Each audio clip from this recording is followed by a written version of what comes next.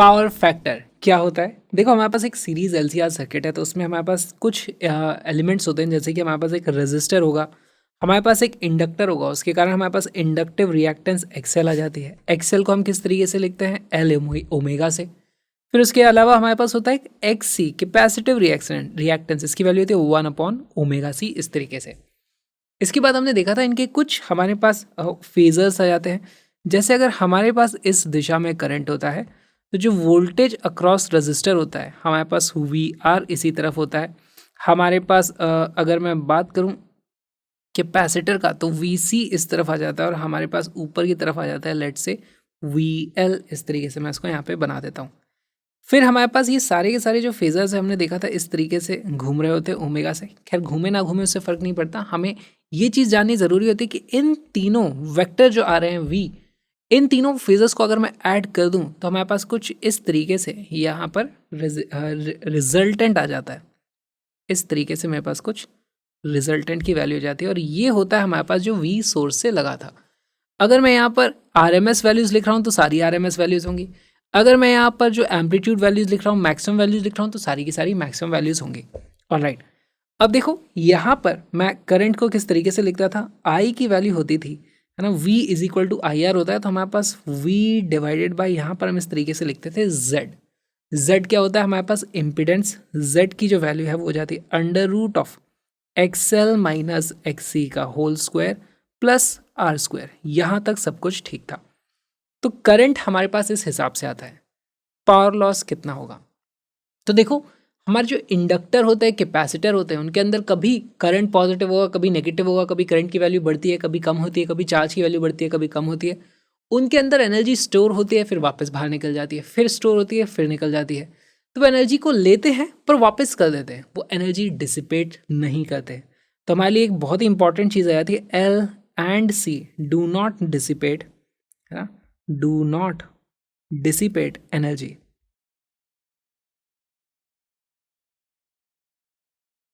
उनके कारण सिर्फ करंट आ सकता है, लेकिन वो करंट से वो एनर्जी नहीं निकाल सकते। तो हमारे पास इंडक्टर कैपेसिटर एनर्जी को डिसिपेट नहीं कर सकते। डिसिपेट करता कौन है? हमारे पास होता है एक रजिस्टर। अच्छा, बाकी इंडक्टर और कैपेसिटर भी लगे हुए हैं, वो कहीं गए नहीं हैं।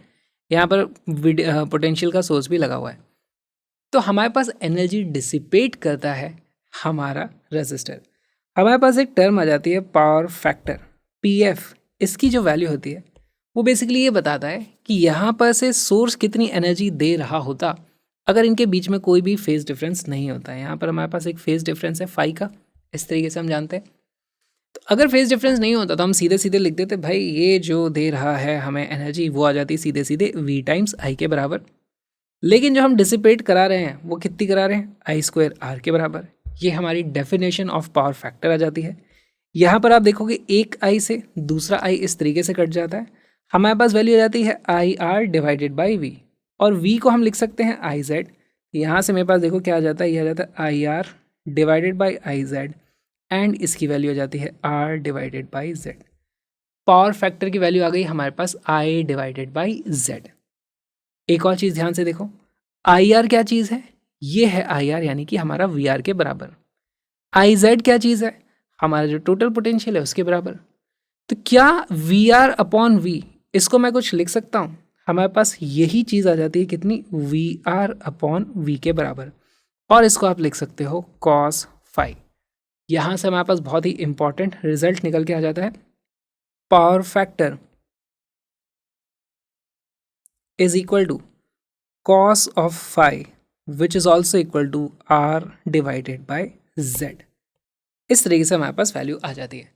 अब देखो यहाँ पर इसका यूज़ कैसे होगा। Actual power dissipated, power dissipated,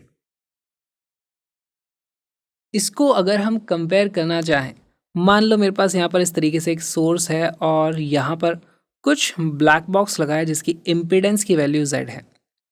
तो एक्चुअली अगर Z की जगह यहाँ पे रजिस्टर होता तो ये पावर का जो सोर्स है V, अगर इसका मान लो पोटेंशियल है, वो क्या बोलता है, जो पावर डिसिपेट होनी चाहिए वो होती है V square divided by Z। लेकिन इतनी नहीं होती है, इसका एक छोटा सा फ्रैक्शन ही एक्चुअली डिसिपेट होता है, और वो जो फैक्टर हो जाता है वो हो जाता है हमारे पास कॉस फाई के बराबर। इसी को देखने का दूसरा तरीका आप इसको लिख सकते हो V square divided by Z multiplied by R divided by ये जेड है ना। कॉस फाई की वैल्यू कितनी आ जाती है, कॉस फाई की value are divided by Z आ रही है हमारे पास। यहाँ से इसी को आप देख लो, अब ये मेरे पास हो गया V square by Z square, V square by Z square I square होता है, इसीलिए ये आ जाता है मेरे पास आई स्क्वायर आर के बराबर, और एक्चुअली इतनी ही पावर डिसिपेट होती है। तो ये पावर फैक्टर है एक्चुअल पावर डिसिपेशन को विजुलाइज करने का एक छोटा सा तरीका। हमारे पास इनके बीच में जो भी इस तरीके से फेज डिफरेंस होता है उसी से कॉस फाई कर दोगे तो आपको पता चल जाएगा पावर फैक्टर क्या है।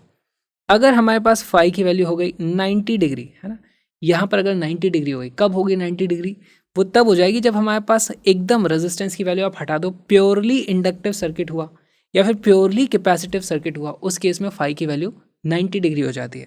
तो ऐसे केस में हमारे पास जो पावर फैक्टर की वैल्यू है वो आ जाती है 0 फॉर प्योर इंडक्टिव और प्योर कैपेसिटिव। फाई की वैल्यू आ जाती है हमारे पास 90 डिग्री। यहाँ से हमारे पास पावर फैक्टर की जो वैल्यू आ जाती है वो आ जाता है कितना, cos 90 which is equal to 0।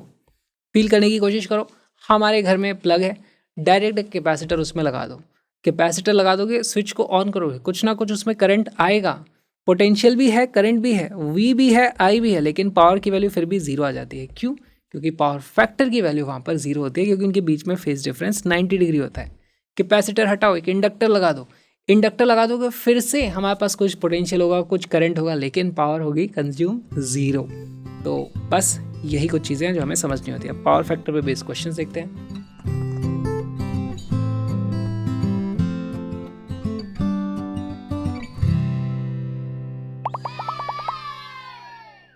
An inductor 20 millihenry, a capacitor 100 microfarad and resistor 50 ohm are connected in series across a source of EMF V is equal to 10 sin omega t.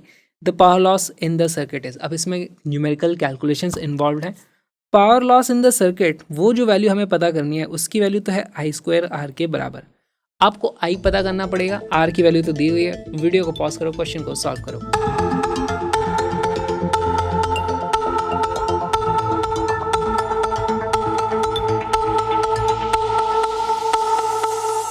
इसका correct answer है ए। थोड़ा calculations यहाँ पर involve है, solve करते हैं। सबसे पहले मुझे देखो करंट पता करना पड़ेगा, रजिस्टर तो मुझे पता है। करंट पता करने के लिए देखो करंट की वैल्यू कितनी होती है, आई की वैल्यू होती है वी डिवाइडेड बाई जेड। मुझे वी भी दिया हुआ है लेकिन मुझे जेड पता करना पड़ेगा। जेड कैसे पता करें, जेड पता करने के लिए मुझे पहले चाहिए एक्सएल। एक्सएल की वैल्यू होती है एल ओमेगा के बराबर। एल की वैल्यू मुझे दी हुई है, ये हो जाता है 20 इंटू 10⁻³ ओमेगा की वैल्यू कितनी दी हुई है, क्या यहाँ पे आप देख सकते हो? ओमेगा की वैल्यू दी हुई है, ये है 100 पाई के बराबर। 3.14 हमारे पास क्या होता है, पाई। तो ओमेगा की वैल्यू दी हुई है मुझे 100 पाई, उसी को लिखने का तरीका हो गया। तो यहाँ पे मैं मल्टीप्लाई कर दूंगा इसको 100 पाई से, या फिर 3.1314 से ही कर दो, वही ज़्यादा अच्छा रहेगा। 314 का डबल करोगे तो हो जाता है 628, और फिर यहाँ पे इंटू 10⁻² आता है तो आता है 6.28 ओम्स। इस तरीके से एक्स सी की वैल्यू बताओ। एक्स सी की वैल्यू जाएगी 1/ओमेगा⁻c। ठीक, इसकी वैल्यू कितनी आ जाती है, ये आ जाता है 1/, अब की बार मैं लिखता हूँ इसको 100 पाई, है ना, मल्टीप्लाइड बाई कैपेसिटेंस की वैल्यू कितनी है 100 माइक्रोफैरेड, तो ऊपर चला जाएगा 10⁻6 हमारे पास इस तरीके से। यहाँ से इसकी वैल्यू आ जाती है 100 डिवाइडेड बाई पाई, और 100 डिवाइडेड बाई पाई करोगे तो अप्रॉक्सीमेटली पाई स्क्वायर होता है 10 के बराबर, तो ये 10 पाई के आसपास कुछ वैल्यू आ जाती है 3.14, सॉरी 10 पाई यानी कि 31.4 ओम। इसको मान लो मैं लिख देता हूँ, आप थोड़ा अप्रॉक्सीमेशन करके तो हमें चलना ही पड़ेगा। ऑलराइट, आर की वैल्यू हमें क्लियरली दी हुई है, आर की वैल्यू दी हुई है कितनी, 50 ओम। यहाँ पर हमें पता करना है जेड। जेड का फॉर्मूला होता है impedance is equal to XL minus XC का whole square, XL minus XC का होल स्क्वायर प्लस आर का स्क्वायर। अब ये वैल्यू कैलकुलेट करने में थोड़ा लेंदी प्रोसेस हो जाएगा। देखो एक्स एल माइनस एक्ससी, इसमें से ये माइनस करो, नेगेटिव में आएगा वो आंसर। इसकी जो वैल्यू आ जाती है अप्रॉक्सीमेटली 31.4 माइनस 6.4 ही मान लेता हूँ इसको मैं, अप्रॉक्सीमेटली 25 वैल्यू आ जाएगी इसकी, तो -25 का स्क्वायर आ जाएगा ये, प्लस रेजिस्टेंस की वैल्यू कितनी है 50 का स्क्वायर। इस तरीके से मैं इसको लिख सकता हूँ। तो तो ये वैल्यू देखो यहाँ से 25 को मैं कॉमन निकालूँ तो ये आ जाता है मेरे पास 25 अंडर रूट ऑफ, फिर अंदर बचता है मेरे पास 1 + 4 यानी कि 25√5 हमारे पास कुछ वैल्यू आ जाती है z की। अब हमारे पास करंट की वैल्यू में v/z आता है यहाँ पर। तो देखो यहाँ पे पावर की वैल्यू मैं सीधे सीधे मैं लिख दूंगा v² divided by z² times r। तो वैल्यू आ जाती है v²। अब बताओ मुझे v की वैल्यू कितनी है। देखो यहाँ पे जो लिखा हुआ है ये है मेरे पास v0 पीक वैल्यू, यहाँ पे यूज़ होगी RMS वैल्यू। तो मेरे पास जो v की वैल्यू है वो आ जाएगी v0 divided by √2 which is equal to 10 divided by √2 volt. इस चीज़ का हमें ध्यान रखना है, सिली मिस्टेक यहाँ हो सकती थी। वैल्यूज़ रखना शुरू करते हैं। v²/2 करोगे तो आ जाएगा मेरे पास 100 डिवाइडेड बाई 2 इस तरीके से। ऑलराइट, z का स्क्वायर करोगे तो देखो z का स्क्वायर करोगे तो वो मेरे पास आ जाएगा 25 का स्क्वायर, 25 का square multiplied by 5 multiplied by हमारे पास रेजिस्टेंस की वैल्यू दी हुई है 50। तो यहाँ पर हमारे पास कुछ चीज़ें अब मुझे कटती हुई नज़र आ रही हैं, जैसे एक 25 से यहाँ 25 × 2 है, ये इस तरीके से मैं काट दूंगा। दूसरे 25 से यहाँ पे 100 था उसको 4 टाइम्स में काट दूंगा 4, और ये डिनोमिनेटर में 2 से ये यहाँ पर 2 इस तरीके से कट जाएगा। तो इसकी जो वैल्यू आ जाती है वो आ जाती है 4 डिवाइडेड बाई 5 के आसपास। पावर की वैल्यू आ जाती है 4/5। SI यूनिट में सब कुछ चल रहा था, अभी तक वाट में ये आ जाएगा विच इज़ इक्वल टू 0.8 वाट। और यहाँ पे नियरेस्ट मुझे ऑप्शन ए दिखाई दे रहा है।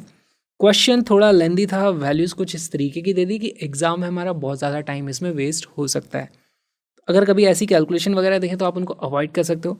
हम हर स्टेज पे कुछ कुछ अप्रॉक्सीमेशन करते चले गए, इसलिए हमारे पास थोड़ा सा ऑप्शन मिसमैच हो रहा है, लेकिन इतना तो हम मार्क कर ही सकते हैं, यहाँ A will be the correct answer. अब देखो इसी में मेरे से पूछ लिया जाए पावर फैक्टर की वैल्यू बता दो कितनी है। तो पावर फैक्टर कैसे पता करोगे? पावर फैक्टर की वैल्यू होती है R divided by Z। R की वैल्यू कितनी है? हमारे पास रेजिस्टेंस दिया हुआ है 50, Z की वैल्यू मेरे पास आई थी 25√5, तो इसकी वैल्यू आ जाती है 2 डिवाइडेड बाई √5। इस तरीके से हमारे पास पावर फैक्टर की भी कुछ वैल्यू आ जाती है, और ये लेस देन 1 आएगा। अच्छा, पावर फैक्टर की वैल्यू होती है something of cos phi, right? तो अब ये वैल्यू हमेशा लेस देन इक्वल टू 1 ही रहने वाली है।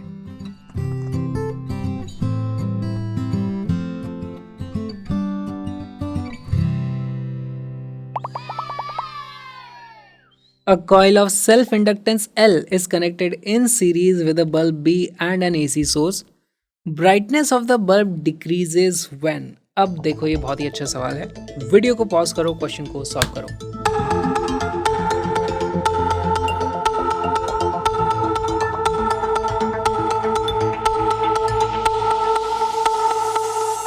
इसका करेक्ट आंसर है सी। सॉल्व करते हैं कैसे? देखो हमारे पास जो ब्राइटनेस होगी, मैं बोल सकता हूँ वो पावर कंज्यूम्ड यानी कि I² R के प्रोपोर्शनल होगी। I की वैल्यू किसके बराबर होती है? तो ये हो जाता है, मैं बोलता हूँ प्रोपोर्शनल हो जाएगी। I को मैं लिख सकता हूँ v² by z² times R, इस तरीके से लिख सकते हैं। अब अगर मैंने इसको कहीं पे कनेक्ट किया है AC सोर्स पे, तो उसके लिए V की वैल्यू तो कांस्टेंट है, रेजिस्टेंस बल्ब का जो भी होगा वो भी कांस्टेंट है। तो मैं लिख सकता हूँ भाई हमारे पास ब्राइटनेस इज प्रोपोर्शनल टू, है ना, brightness is proportional to 1/z का स्क्वायर आ रहा है। मुझे चेक करना है कि किस तरीके से z की वैल्यू कम हो सकती है। अच्छा, z का फॉर्मूला क्या होता है? z की वैल्यू होती है हमारे पास √XL माइनस XC इसका होल स्क्वायर प्लस R का स्क्वायर। ठीक है, अब देखो नंबर ऑफ टर्न्स को अगर हम कम करेंगे तो हमारे पास ऑप्शन ए, चलो यहाँ पे लिखना शुरू करते हैं। ऑप्शन नंबर ए, अगर मैं नंबर ऑफ टर्न्स को कम करूँगा तो मेरे पास n जो होता है number of turns per unit length, वो भी कम हो जाएंगे। अगर वो कम होंगे तो मेरे पास इंडक्टेंस की वैल्यू कम हो जाएगी, इंडक्टेंस की वैल्यू कम हो जाएगी तो एक्सएल की वैल्यू कम हो जाएगी, एक्सएल की वैल्यू कम हो जाएगी तो जेड की वैल्यू कम हो जाएगी, और जेड की वैल्यू कम हो जाएगी तो ब्राइटनेस मेरी बढ़ जाएगी। Option A is not correct answer. Next देखो, a capacitance of reactance XC is equal to XL is induced in the same included in the same circuit. अभी तक XC हमारे पास नहीं था, जैसे ही आप XC को ले आओगे तो हमारे पास देखो Z की वैल्यू फिर कम हो जाएगी, है ना। बी ऑप्शन भी गलत है, जैसे ही Z की वैल्यू कम होगी ब्राइटनेस हमारी इंक्रीज हो जाएगी, तो ये भी ऑप्शन नहीं है। ऑप्शन सी देखो, an iron rod is inserted in the coil, तो जैसे ही आयरन रॉड को इंट्रोड्यूस करोगे कॉयल में तो हमारे पास ऑप्शन सी में हमारे को दिख रहा है कि म्यू आर की वैल्यू बढ़ जाएगी 1 से ज़्यादा। ऐसे केस में एल की वैल्यू बढ़ जाएगी तो हमारे पास देखो एक्सएल की वैल्यू कम हो जाएगी, सॉरी एक्सएल की वैल्यू भी बढ़ेगी। तो ये सारा का सारा जो ऊपर चल रहा है इसका उल्टा यहाँ पे होता हुआ दिखेगा। Z की वैल्यू भी हमारे पास बढ़ जाएगी, Z की वैल्यू बढ़ जाएगी तो ब्राइटनेस की वैल्यू कम हो जाएगी। तो yes, C is the correct answer. Option D देख लेते हैं, frequency of AC source is decrease. अगर मैं डी ऑप्शन की बात करूं, फ्रीक्वेंसी की वैल्यू कम हो रही है, यानी कि ओमेगा की वैल्यू को कम किया जा रहा है, यानी कि एल की वैल्यू को कम किया जा रहा है। एल इज इक्वल टू क्या होता है हमारे पास, सॉरी एक्सएल की वैल्यू को कम किया जा रहा है। यहाँ से एक्सएल की वैल्यू हमारे पास कम हो जाएगी, एल ओमेगा के बराबर होती है वो, और एक्सएल की वैल्यू कम हो जाएगी तो फिर से जेड की वैल्यू कम हो जाएगी, तो फिर ब्राइटनेस हमारे पास बढ़ जाएगी। तो डी भी हमारा गलत ऑप्शन हो जाएगा। तो बहुत ही अच्छा ये थ्योरेटिकल क्वेश्चन था। ये जो छोटा सा वीडियो आपने देखा है, एक छोटा सा हिस्सा है प्यारे से सुंदर से कलरफुल से क्रैश कोर्स का, जिसमें 11th और 12th दोनों के सारे कॉन्सेप्ट्स को कलरफुल ग्राफिक्स के साथ हम विजुलाइज भी करते हैं और सारे तरह के प्रीवाई क्यूज को इंक्लूड करके बहुत ही ज़बरदस्त प्रैक्टिस भी करते हैं। Link is in the description, colourful PDF भी आपको वहीं मिल जाएंगी सारी की सारी। अभी डाउनलोड करो और हम मिलेंगे स्ट्रक्चर्ड तरीके से फुल सिलेबस कोर्स में। आ जाओ, मिलते हैं।